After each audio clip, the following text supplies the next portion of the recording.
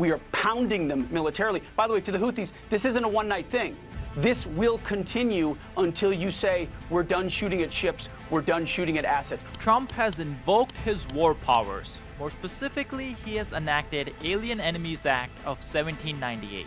As the name suggests, the act was passed in 1798, just 1 year after George Washington stepped down as the president. Since then, the act has been invoked only 3 times. First in 1812, then in World War I, and then in World War II. According to the Trump administration, this act is now being invoked to deport Venezuelan gang members from gangs like MS-13 and TDA. All the while this is happening, US bases and US carriers have started striking inside Houthi strongholds in Yemen. According to the National Security Advisor Mike Waltz, these strikes are expected to only pick up in the coming days, and they'll continue until Houthis commit to stop attacking US vessels and US ships in the Red Sea. Here's the National Security Advisor himself sharing all the details. Well, let's talk about the situation that we inherited in the Red Sea and the Suez Canal. We have not had a U.S. warship transit that area in over 4 months. We haven't had a U.S. flagged commercial vessel in over a year. 70% of global shipping has been diverted from 2 of the world's most strategic waterways, adding cost and complexity to global commerce.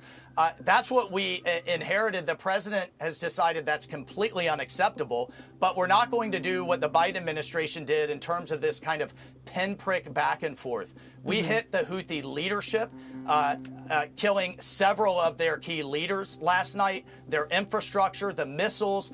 This is essentially al-Qaeda with sophisticated Iranian-backed air defenses and anti-ship cruise missiles and drones that has attacked the entire global economy. Okay. President Trump showed leadership, and we just hit them with overwhelming force and put Iran on notice that enough is enough with its backing of the terrorists and providing them the most sophisticated weapons that have attacked our warships dozens and dozens of times. All of that alongside an offer of diplomacy in terms of all options are on the table for their nuclear program. Now, Houthis are not very strong, but they've been blessed with a geographical location that sits right at the chokehold of one of the most important shipping lanes in the world, the Red Sea and the Bab el-Mandab Strait. Using this gift from nature, Houthis have been attacking ships that are passing through this volatile chokehold ever since October of 2023, just a few weeks after Hamas carried out the October 7th attacks. Over time, these attacks have caused major economic damage to the global economy. In 2024 alone, Houthis inflicted an estimated $200 billion in damages globally. Shipping costs have increased 5-fold as vessels are being forced to detour around Africa, avoiding the Red Sea and the Suez Canal altogether. Rerouted journeys have raised the fuel consumption and added approximately $1 million in cost per trip. Additionally, because of the attack, the insurance rates for the transit through the Suez Canal and the Red Sea have surged 20-fold. In fact, here's the video Houthi terrorists released last year taking over a commercial ship and taking the crew hostage.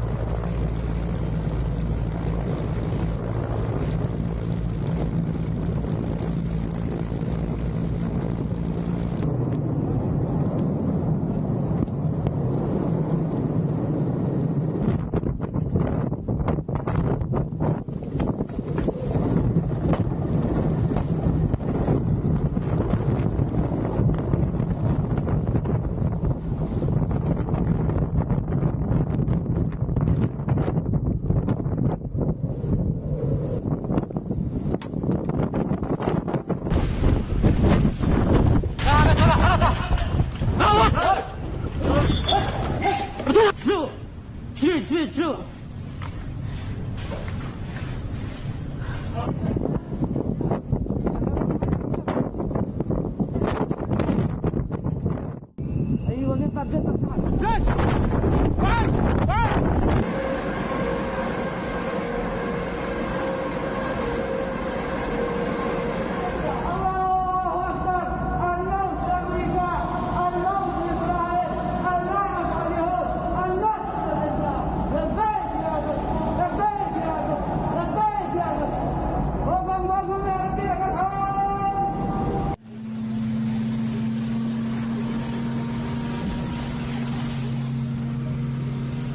Now, on top of all this, they are labeled a terrorist organization by the US government, and rightly so, because this is their flag, literally. They literally have a slogan that says, "Death to America," on their flag. This is their lifelong mission. Clearly, they have some lofty goals, but all alone, Houthis are not an issue, especially for America, even with the geographical location they have. But countries like Iran, China, and Russia have been backing them secretly, providing them with weapons, missiles, and satellite data to target US and Western ships. That's the nature of the 21st century hybrid warfare. Luckily, we do have some benefits of being in the 21st century. We have President Trump on Twitter, and we also have the Houthi leader on Twitter, and they've been going back and forth ever since these strikes have started. Here's the statement Trump put out right after the strike. Today, I have ordered the United States military to launch decisive and powerful military action against the Houthi terrorists in Yemen. They have waged an unrelenting campaign of piracy, violence, and terrorism against American and other ships, aircrafts, and drones. Joe Biden's response was weak, so the unrestrained Houthi just kept going. It has been over a year since a US-flagged commercial ship safely sailed through the Suez Canal, the Red Sea, or the Gulf of Aden. The last American warship to go through the Red Sea 4 months ago was attacked by the Houthis over a dozen times. Funded by Iran, the Houthi thugs have fired missiles at US aircraft and targeted our troops and allies.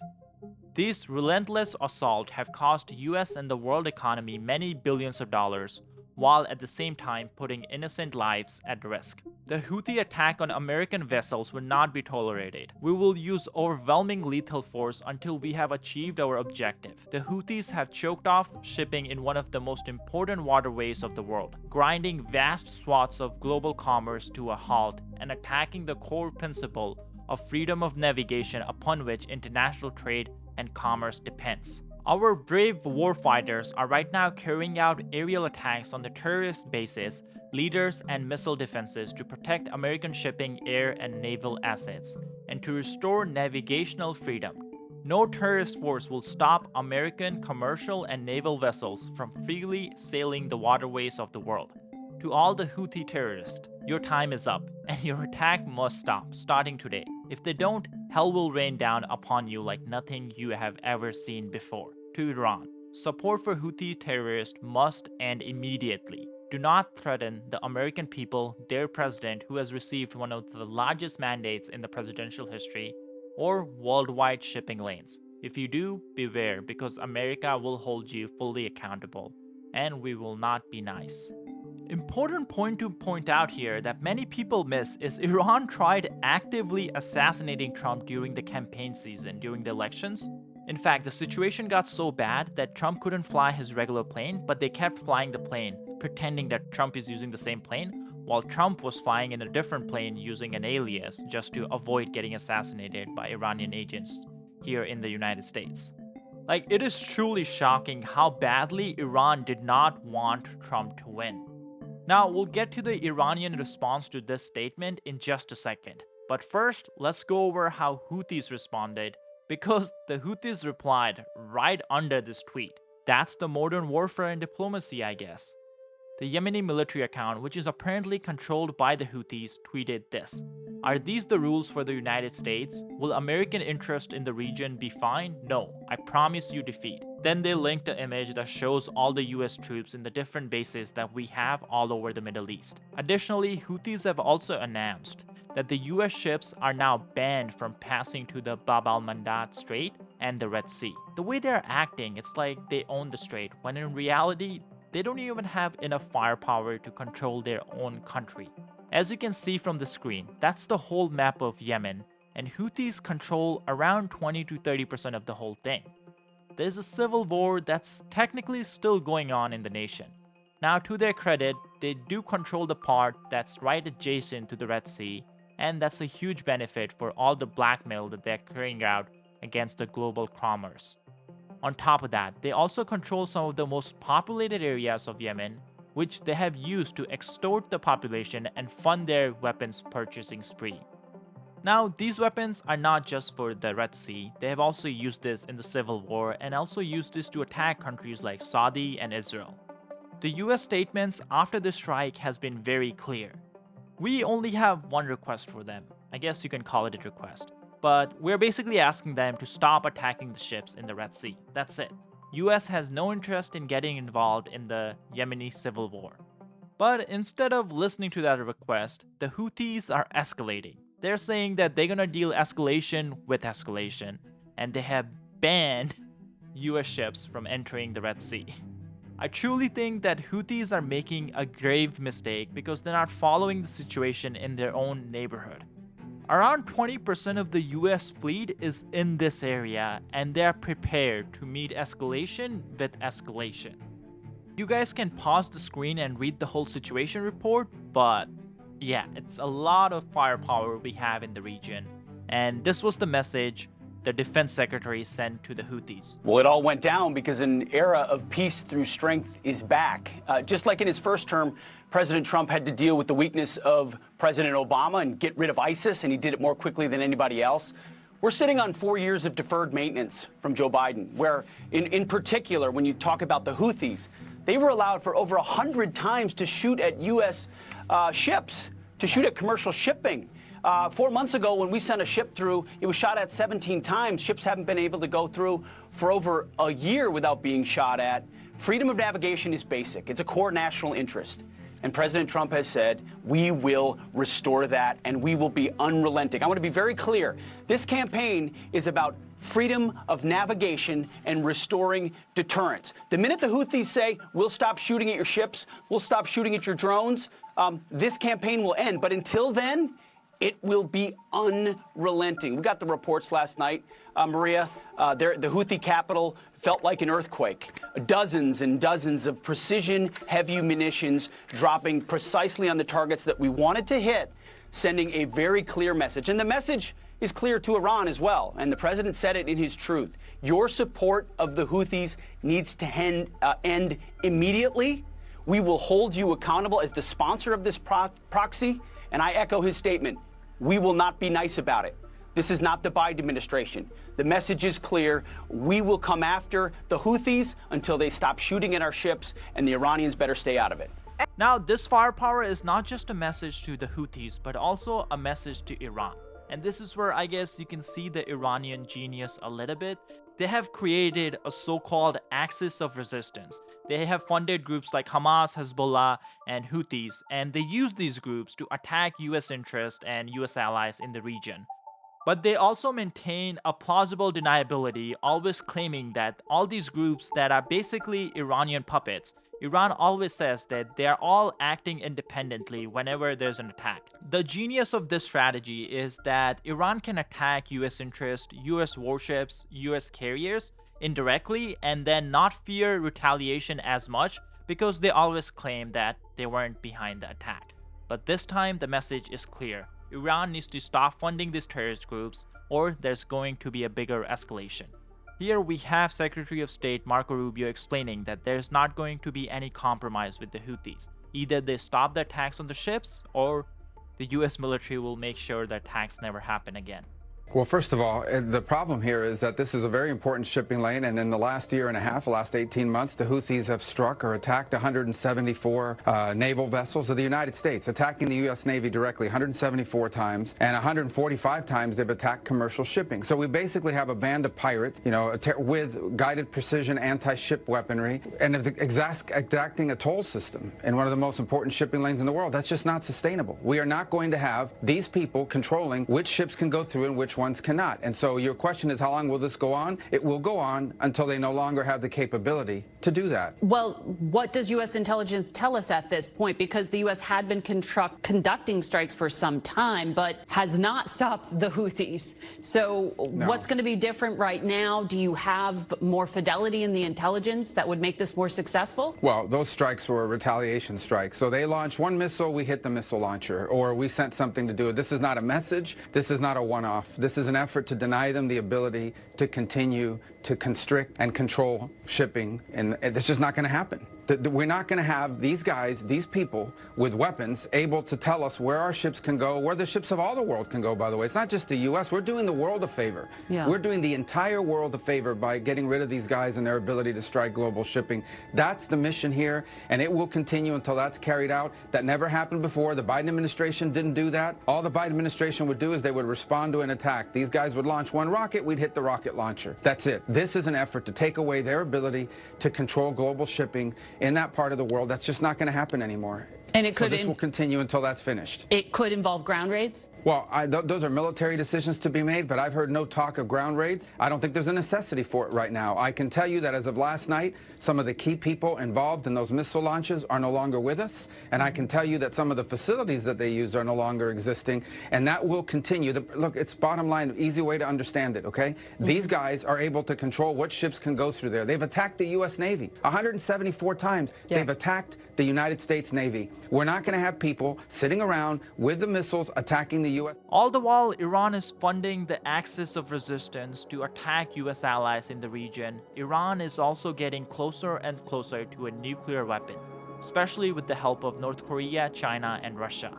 Now, this is a red line for many countries in the Middle East, including Israel and Saudi, and it's also a red line for the United States across many different administrations, from Obama to Trump 1 to Biden to Trump 2.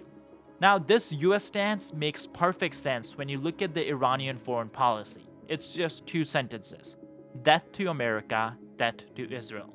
So going back to that famous quote, when someone tells you who they are, believe them.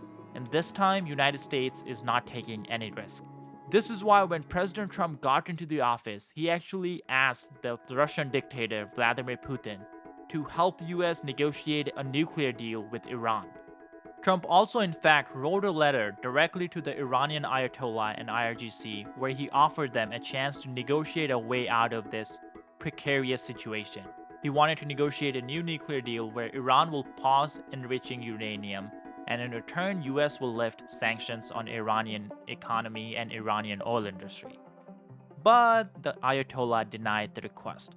So this all brings us to these strikes and all the firepower we have in the Middle East now. This is a message to Iran, and we also had the National Security Advisor sending a very direct message to the Iranian leadership. Listen to it yourself. What the president has completely, as repeatedly said, is that Iran cannot have a nuclear weapon. All options are on the table to ensure it does not have one, and that's all aspects of Iran's program. That's the missiles, the weaponization, the enrichment. They can either hand it over and give it up in a way that is verifiable, or they can face a whole series of other consequences. But either way, we cannot have a world with the Ayatollahs with their finger on the nuclear button. We cannot have a situation that would result in an arms race across the Middle East in terms of nuclear proliferation. And President Trump is determined one way or another. Iran has been offered a way out of this to make sure that we don't have a world that can be threatened by a radical regime, not only our ally Israel, but the entire world that would be threatened by a radical regime that could destroy not only Israel, but its neighbors, and have the capability to hit the United States. Martha, we cannot imagine a situation like that, and we're not going to have it. Now moving on to Trump invoking the Alien Enemy Act of 1798. Trump administration claimed that they had to do this to facilitate the deportation of members of a TDA gang from Venezuela. The act was invoked on March the 15th, so 2 days ago. Then yesterday morning, even before most of us woke up, or at least before I woke up, we already had first group of members sent to El Salvador. But it was not without controversy. While the plane was in flight carrying the first group of members who were supposed to be transported to the El Salvador prisons, a federal judge ordered the flight to be returned. Now, as you can see from the tweet from the El Salvadorian president himself, by the time the order came, it was too late. The plane had already landed. Important to point out though, we don't exactly know if plane was already landed or was still in the air, but this did cause a big firestorm because it seemed like the administration was actively defying a judge's order. Luckily, we did get some explanation from the administration as to what exactly happened in the timeline of the events, and I'll read the statement to you guys and you decide who's in the right, who's in the wrong.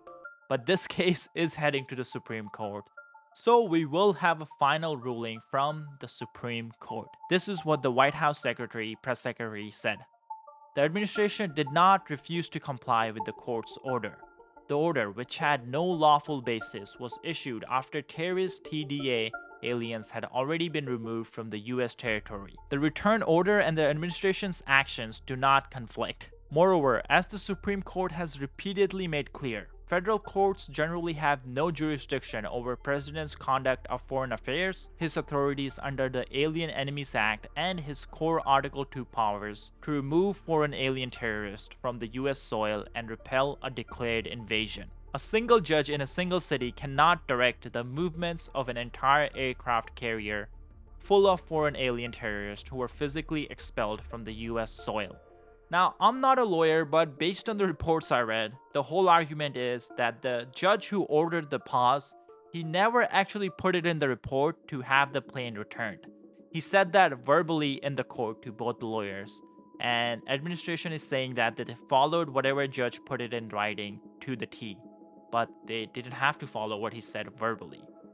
Now, personally, this is definitely a case I'm going to follow in the Supreme Court. Let's see what the decision comes down. And if this is something you're interested in, be sure to hit the subscribe button down below to keep up with our future coverage on this topic. Lastly, as you guys know, over the last 2 weeks, few of our videos have been demonetized by YouTube for talking about sensitive topics and covering violent events. This is why recently we opened up memberships on the channel. This way you guys can directly support our content. Again, you don't have to do it. We'll continue making the videos, but if you enjoy the content and you're able to support us, you can do so by signing up for our membership. It costs less than a cup of coffee at Starbucks, and it's greatly appreciated. Iran could now make enough nuclear material for a bomb in just 12 days now. ممکنه به 60% هم غنیسازی رو برسونیم. این کارا چیزایی است که اگر هر چه احتیاج باشه اون رو انجام. This facility is quite large. It's big enough to house about 100,000 centrifuges. And make no mistake, Iran will not be satisfied by a single nuclear bomb.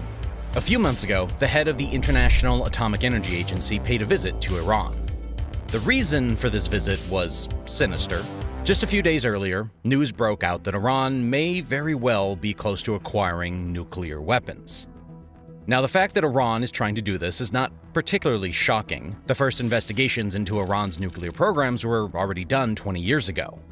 What is shocking, though, is how close Iran is.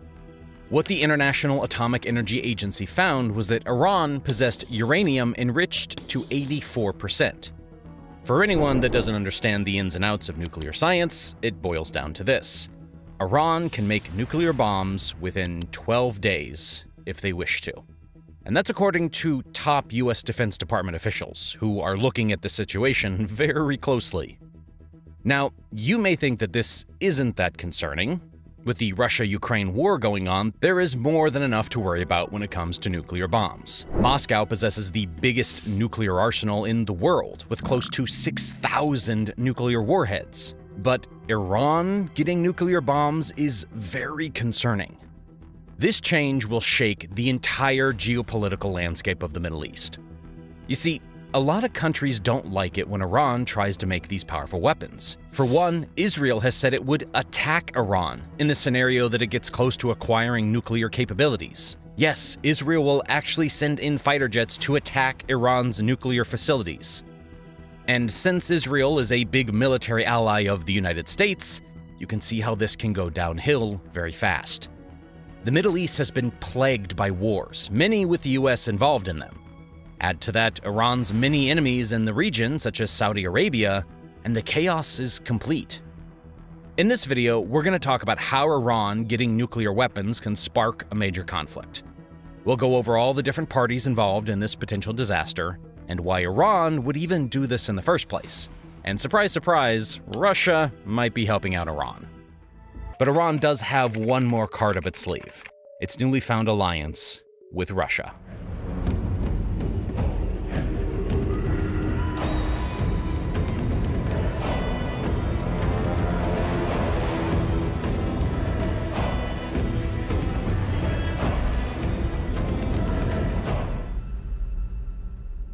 After the war in Ukraine started, Iran started to form a strategic alliance with Russia. The two countries haven't had the best relationship historically, because the Russian Empire has frequently attacked Iran. But after the fall of the Soviet Union, the nations have seen a significant shift in their relationship. After all, it's not surprising that the number 1 and 2 most sanctioned countries in the world are teaming up with each other. Both countries are facing economic and military pressures from the West, so forming an alliance makes a lot of sense. Iran has supplied Russia with hundreds of drones for the war in Ukraine, like the infamous Shahed 136 suicide drone. This drone has killed hundreds of people in Ukraine, and Tehran has also sent around 300,000 artillery shells and 1 million rounds of ammunition to their new ally. Since the middle of 2022, Iran has become Russia's top military backer. But the question is, why is the Iranian government choosing to do this in the first place? It's not that the main Iranian objective here is just to help Russia fight the war. Sure, Iran is an enemy of the West, just like Russia, so it prefers Russian victory over Ukrainian one. But the purpose of this military support to Russia is obviously for Iran to get something in return, and that's exactly what's happening. Iran wants billions of dollars worth of military equipment from Russia. This can include fighter jets, air defense systems, helicopters, and assistance with producing new warships. Undoubtedly, this will vastly improve Iran's defense capabilities. Iran has been isolated from the rest of the world, which means that its defense industry has always been one step behind other countries. Nations like Israel or Saudi Arabia now have cutting-edge military technology, partially because they could just buy the military equipment from other countries and take part in international arms trades. For a long time, Iran couldn't access this global marketplace, but Russia can prove to be a way out for the country. Although Russia doesn't have the best nor the biggest defense industry, the country accounts for more than a respectable 16% of all international arms exports. Russia's defense industry is a big one, and it produces tons of high-tech equipment. An example of this is the Sukhoi Su-35 fighter jet, which Iran would love to buy, and the military cooperation could go even further than just buying and selling military equipment. The two countries could share each other's military technology and actually start working together with their military programs. An example of such cooperation could be Iran's nuclear program. Russia can give Iran a helping hand with its nuclear goals. Historically, Russia has been a big partner of Iran's nuclear program, helping the country build nuclear reactors. But it's unlikely that Putin will just hand over some of his Russian nukes to Iran for military use. Even as a form of compensation for the useful support in the Ukrainian war, giving nukes would go a little too far. Putin wouldn't make himself too popular with countries like Israel, Saudi Arabia, or the United Arab Emirates, which will damage Russia's international political position. However, when Russia secretly helps Iran with the research and development of things like delivery systems or nuclear warheads, Putin might get away with it. For example, Russia can share state-of-the-art missile technology with Iran. And believe it or not, it is in Russia's best interest to help Iran with getting nuclear capabilities. It would make Iran a lot stronger, and Iran is an ally of Russia's when it comes to fighting the United States. The United States is helping Ukraine in the war that Russia started, which turned out to be a massive issue for Putin. Ukraine is getting tons of high-tech weapons from the NATO alliance, like tanks and possibly even fighter jets. The war is turning out to be a tough fight for Russia, to say the least. When Iran gets nuclear weapons, though, well, this situation might change. Iran might get into a conflict with Israel, and tensions with Saudi Arabia and other Gulf countries will certainly rise. This will be a headache for the United States, to say the least, because it wants to protect its allies in the region. Good news for Putin, because this draws attention away from his war in Ukraine. The United States has a limited amount of high-tech equipment, so it will have to choose between Ukraine and its allies in the Middle East. Because it seems like a win-win situation for both Russia and Iran, Putin may actually secretly help Iran's nuclear weapons program. So, to wrap it all up, the story of Iran's 84% enriched uranium is a long and complicated one. Possessing nuclear weapons has been a dream of Iran's leaders, because it gives the country a lot of power for an aggressive foreign policy. This has a lot to do with Iran's enemies, such as the United States, Israel, and Saudi Arabia. Iran is fighting two Cold Wars at once, and it's trying to get the US out of the Middle East. However, these countries that it's fighting won't let Iran get away with making nuclear bombs. Israel will even risk a war to prevent this from happening. But the Iranian government doesn't seem scared, as its leadership continues to push for a nuclear agenda by increasing the uranium enrichment level even more. If Iran is really developing a nuclear bomb, which is more than likely, the region is in a lot of peril. Iran and its enemies will be playing a dangerous game. Iran will continue to develop its nuclear capabilities, and Iran's enemies will do anything they can to stop it. This can go two ways. Either Iran's enemies will be successful in preventing an Iranian nuclear arsenal, or Iran actually gets the nukes it wanted in the first place. In the last scenario, there is no turning back. Iran will be free to execute its own agenda because no one will dare to stop a nuclear power. And Iran isn't the only one rooting for the last scenario to happen. Russia is as well. It turns out that Moscow's interests are aligned with Tehran's. This can be useful when it comes to the Iranian nuclear program, which the Russians could secretly help out with. No matter what the outcome is, this nuclear game can have fatal consequences. When the whole situation goes sideways, Iran might be heading to war.